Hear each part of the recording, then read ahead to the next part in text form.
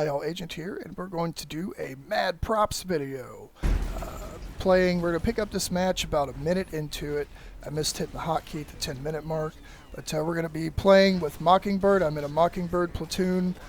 We played a lot of the evening, a lot of the late night together, had a lot of fun, but we're going to show the strength of the LOML Prop Box. These things are absolute beasts, and it's because they are very, very difficult to hit, and they have very high hit point pools. They have very high health pools. The props that they're using are the large props. I believe all of the drones in the platoon I'm with, they're actually prop drones that use the props for lift, and they just use their rotor blades for comm assist. But the difference with my bot and their bots is that I use my rotor blades for lift, not necessarily for comm assist, although they obviously do assist me with that. So my build's not as fast, it's not as strong, and it's not quite as agile as their builds are, but it does a pretty good job. I am able to keep pace with them. I'm a little more conservative at times, and I pick on the ground targets a little bit more than engage air targets, obviously, because I have plasma, and I'm really not able to fight the enemy team's lock-on missile launcher prop boxes at all with the plasma. I can't really hit those guys, but I can hit their other drones, their other prop drones with the plasma, so I'm happy with that. I am able to land a surprising number of hits on the aircraft. Maybe it's due to my positioning and their predictable movements, but I am able to hit them, which is great. I thought I was going to be useless in this match. We ran into these guys earlier, and we beat them. They only had one lock-on missile launcher prop box. Well, they upped the ante, and they've got two in this match. The guys, one of the Mockingbird guys, had managed to... He figured out that if you get close to these things, the lock-on missile launcher prop boxes, they can't maintain their lock. Sometimes they can't even get a lock.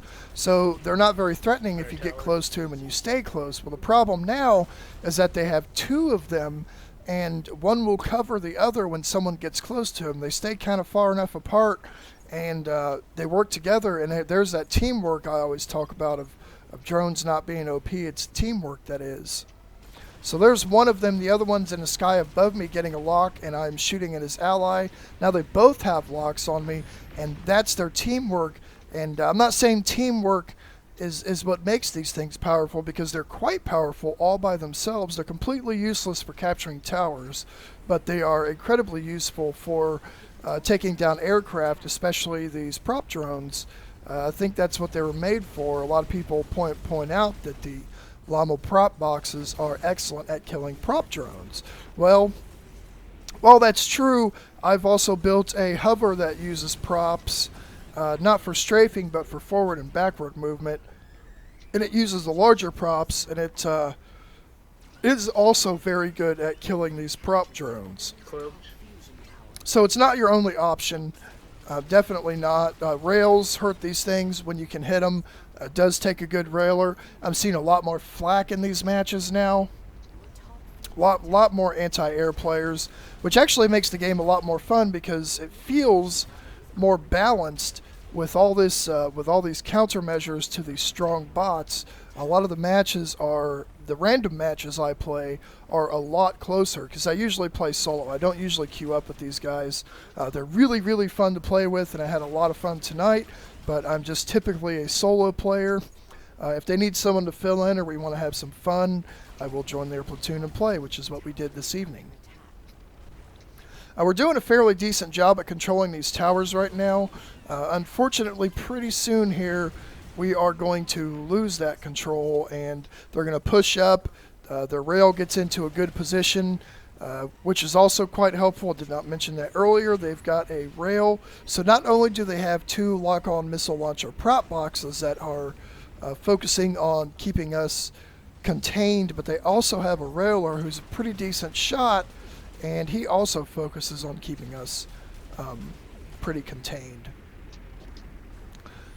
You can see we also have a lock-on missile launcher prop box. We have one or two of them, and then a spattering of plain old prop drones, and then my thing that I built that's not quite a drone, but we eventually lose control of this. I don't know I don't know if it's because of those lock-on missile launcher prop boxes keeping us down, or if their rail made the deciding factor. There's a lot of things, a lot of factors in play in this match, but they also have a couple small bots that are very good at sneaking over and getting up underneath those towers and hitting those connector strips. They have really good teamwork when it comes to a balance between fighting and taking towers. A lot of teams, I see a lot of random teams, they're really bad at taking towers, or they're really bad at fighting, and they just take towers constantly, even when you shouldn't take a tower because you can't keep it and it just feeds the enemy a respawn.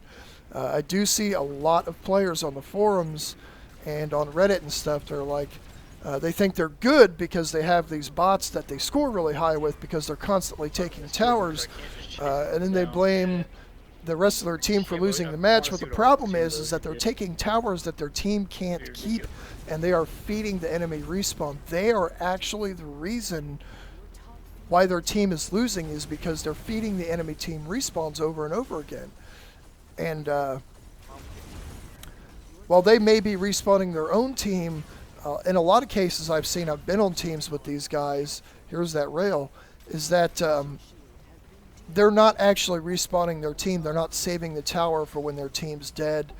You can look at the health bars and see that a bunch of guys are at like half health in a fight, and they'll cap a tower, and then all of our guys die, so they don't get the respawn benefit that the enemy team gets. Tower management is important at high levels of gameplay. You want to pocket towers a lot and hold on to them, and then capture them when you actually need to respawn your team, or wait for that moment when you've got the other two towers and most of the enemy team is dead, so that you can capture that one, get your high protonivity, move in, and finish the reactor. Protect our tower. So now we're at a place in this match where they've pushed up, they're swarming our only tower left, and we're having a tough time dealing with them. There's so many of them over here. There are so many of them over here that we're having a difficult time actually killing them before they deal a lot of damage to our tower and strip those connectors off. And again, the rail's on me. He does a really good job of getting into good positions to support his teammates. He's right there. I'm going to heal up and try to fight him. Fighting a rail with a copter prop thing such as this, not the greatest idea. If you can get the drop on him and put a whole barrage of plasma right into him, it'll work out for you. But if he knows you're there, it's probably not going to happen. And I've only got the minimal amount of guns for maximum firepower, so as soon as I lose one, I'm at a huge disadvantage. But as you can see, just like I said, I got the drop on him right there, and we managed to drive him back. He had to blink out of there because he took a lot of damage from those 4 plasma cannons that I have. Check our reactor shoot. So I'm trying to engage these drones, the enemy drones with plasma, but I can't do a really good job of that unless they're pretty close to me. The further away they are, the more difficult it is to hit them. So I'm going to get in closer, and then I'm going to light this guy up with plasma and knock him out of the sky. The problem is that they keep chipping away little by little at that tower, and I'm under heavy fire with lock-ons on me. I do have a healer, but I can't just sit there and tank all that damage, so I'm going to have to get back into our base. I have to pull off of that tower, and now they've got it captured. We have no base shield at all. So now I'm going to turn around, and I'm going to focus on helping to defend our reactor. Sometimes it's better to defend if they come in one by one, piecemeal. If the whole enemy team is in your base, you do not want to try to defend the reactor. You want to go capture a tower, because they're probably going to focus fire you down and completely destroy you before you can actually accomplish anything. In many cases they have nanos, so any of the damage you've dealt is completely negated. And we're going to take a lot of hits from those lock-on missile launcher prop boxes. Look at how he spins around, and he's still able to maintain a lock and fire those missiles. These things are very strong. We've also got 1 or 2 of them on our team. I don't remember if it's 1 or 2. I know we've got at least 1, but it just isn't enough to cope with these guys and their multiple lock-on missile launcher prop boxes. These things